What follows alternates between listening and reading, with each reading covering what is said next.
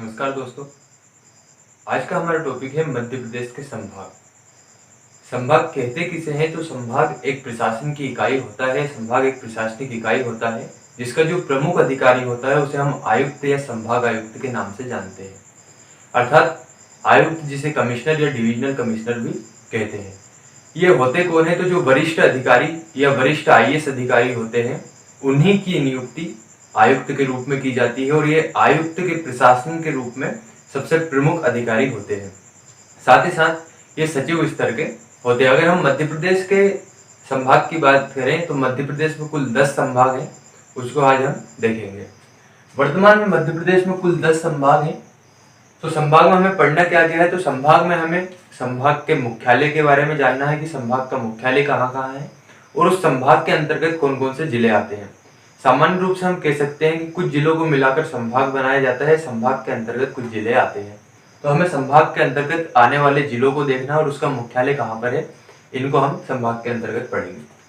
पहला संभाग है हमारा इंदौर संभाग। अगर हम इंदौर संभाग की बात करें तो जनसंख्या के दृष्टिकोण से ये सबसे बड़ा संभाग है और इसमें कुल 8 जिले आते हैं। इन जिलों के अगर हम नाम देखें तो पहला है आपका इंदौर, धार, झाबुआ, अलीराजपुर, खंडवा, खरगोन, बुरहानपुर और बड़वानी। ये 8 जिले इंदौर संभाग के अंतर्गत आते हैं। साथ ही साथ अगर इसके मुख्यालय की बात करें तो इंदौर का जो मुख्यालय है, इंदौर संभाग का मुख्यालय इंदौर में ही है। अगर हमने टॉपिक पढ़ा था कि मध्य प्रदेश की सीमाएं किन किन राज्यों को छूती है और किन राज्यों को नहीं छूती है, या अंतर्वर्ती जिले, जिसमें हमने कंप्लीट मध्य प्रदेश के सभी जिलों को देखा था। अगर उन जिलों की लोकेशन आपने देखी थी, सही से उसको पढ़ा हुआ था, तो आज हम संभाग के बारे में जो भी पढ़ेंगे उसको हम जब लोकेशन के हिसाब से देखेंगे तो आपको संभाग आसानी से समझ आ जाएगा।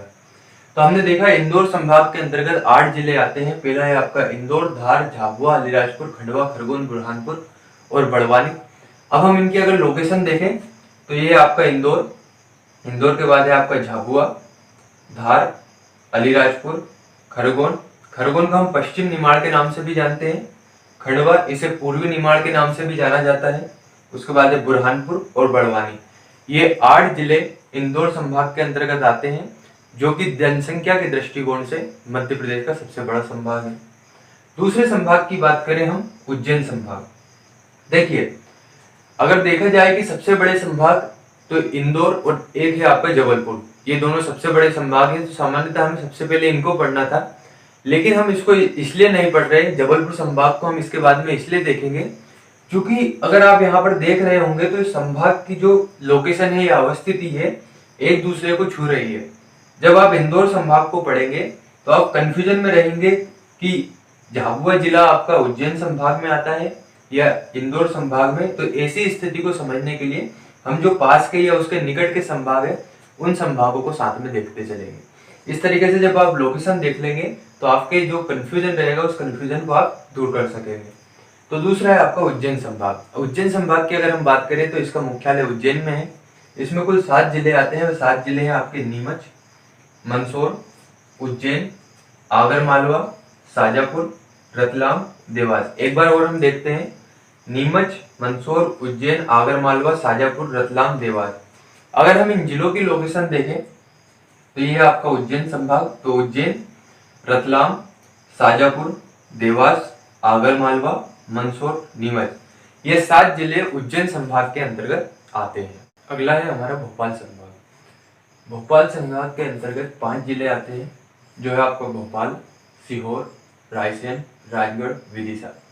एक बार और देख लीजिए आप, भोपाल, सीहोर, रायसेन, राजगढ़, विदिशा, ये 5 जिले आपके भोपाल संभाग के अंतर्गत आते हैं। और अगर इसके मुख्यालय की बात करें तो वही राजधानी भोपाल आपका भोपाल संभाग के मुख्यालय है।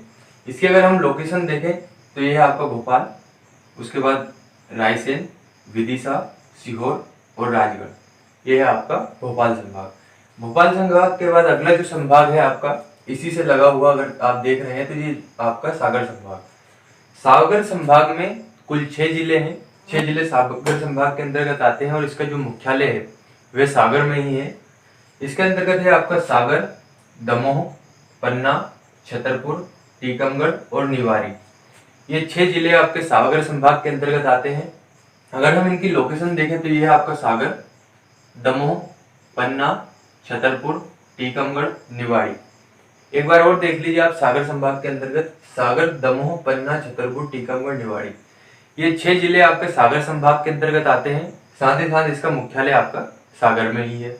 नेक्स्ट या अगला जो आपका संभाग है वे आपका ग्वालियर संभाग। ग्वालियर संभाग की अगर आप स्थिति देख रहे हैं तो ये आपकी ग्वालियर संभाग है और ग्वालियर संभाग के अंतर्गत आपके 5 जिले आते हैं। वे जिले कौन कौन से हैं? ग्वालियर, शिवपुरी, गुना, अशोकनगर, दतिया, ये 5 जिले आपके ग्वालियर संभाग के अंतर्गत आते हैं और ग्वालियर संभाग का जो मुख्यालय है वह भी ग्वालियर में ही है। अगर हम इसकी लोकेशन देखें तो यहाँ है आपका ग्वालियर, दतिया, शिवपुरी, अशोकनगर, गुना, ये 5 जिले आपके ग्वालियर संभाग के अंतर्गत आते हैं और इसका मुख्यालय भी ग्वालियर में ही है। अगला जो आपका संभाग आता है वह आता है चंबल संभाग। चंबल संभाग का जो मुख्यालय वह है आपका मुरैना, जिसकी स्थिति आप यहाँ पे देख रहे हैं। इसके अंतर्गत 3 जिले आते हैं, वे है आपका भिंड, मुरैना, श्योपुर। भिंड, मुरैना, श्योपुर चंबल संभाग के अंतर्गत आने वाले 3 जिले हैं और इसका जो मुख्यालय है मुरैना। इसको आपको ध्यान रखना है कि चंबल संभाग का जो मुख्यालय है वो मुरैना है। अगर इसके अवस्थित देखें जिलों की तो यहाँ है आपका भिंड, मुरैना और श्योपुर। तो ये हो गया आपका चंबल संभाग। चंबल संभाग के बाद है आपका रीवा संभाग। अगर रीवा संभाग आप देख रहे हैं तो ये आपका सागर संभाग और सागर संभाग से लगा हुआ है आपका रीवा संभाग। रीवा संभाग के अंतर्गत आपके 4 जिले आते हैं, वे है आपका रीवा, सतना, सीधी, सिंगरौली। ये 4 जिले आपके रीवा संभाग के अंतर्गत आते हैं और अगर इनकी हम अवस्थिति देखें कि ये इनकी स्थिति कहाँ पर है, कहाँ पर ये जिले स्थित है, तो ये आपका रीवा संभाग, रीवा, सतना, सीधी, सिंगरौली, ये 4 जिले आपके रीवा संभाग के अंतर्गत आते हैं। अगला है आपका नर्मदापुरम संभाग। नर्मदापुरम संभाग के अंतर्गत 3 जिले आते हैं। नर्मदापुरम जो संभाग है इसका पहले नाम था होशंगाबाद संभाग। हुआ क्या, 15 फरवरी 2006 को होशंगाबाद संभाग का नाम बदलकर नर्मदापुरम संभाग करने की घोषणा की गई, जिसे अगस्त 2008 में होशंगाबाद संभाग से इसका नाम बदलकर नर्मदापुरम संभाग कर दिया। इसके अंतर्गत 3 जिले आते हैं, वे 3 जिले कौन कौन से? होशंगाबाद, हरदा, बैतूल। अगर हम इसकी स्थिति देखें कि होशंगाबाद संभाग की स्थिति कहाँ पर है, कहाँ पर ये जिले स्थित है, तो ये आपका होशंगाबाद, यहाँ पर आपका हरदा और बैतूल। इस तरीके से नर्मदापुरम संभाग के अंतर्गत 3 आपके जिले आते हैं, होशंगाबाद, हरदा और बैतूल। अगस्त 2008 में इसका नाम बदलकर नर्मदापुरम संभाग किया। पहले इसका नाम होशंगाबाद रहता था। इसकी जो घोषणा की गई थी नाम बदलने की, वह की गई थी 15 फरवरी 2006 को।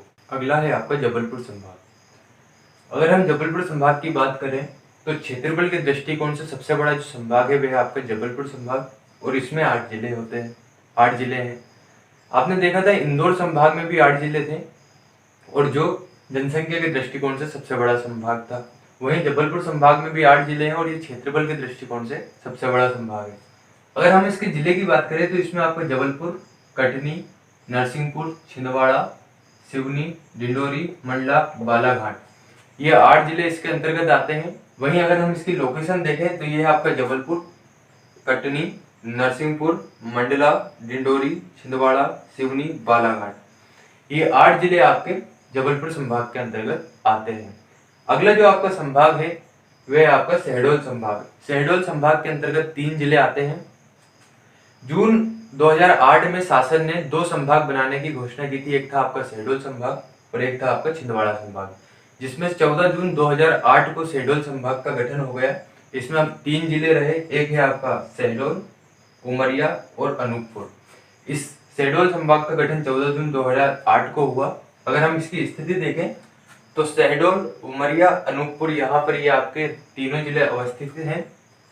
नेक्स्ट जो आपका बनना बाकी है छिंदवाड़ा संभाग, जिसकी घोषणा 2008 में हुई है। अगर ये जो संभाग है इसके अंतर्गत आपके छिंदवाड़ा, सिवनी और बालाघाट जिले आएंगे। अब चूंकि आपने जिलों की अवस्थिति को देख लिया है तो हम यहाँ पर देखते हैं कि कौन से जिले सबसे बड़े हैं क्षेत्रफल के आधार पर और कौन से जिले क्षेत्रफल के आधार पर सबसे छोटे जिले हैं। वही जनसंख्या के आधार पर 3 ऐसे जिले देखते हैं जो आपकी जनसंख्या के आधार पर सबसे बड़े जिले हैं और 3 ऐसे जिले जो जनसंख्या के आधार पर सबसे छोटे हैं।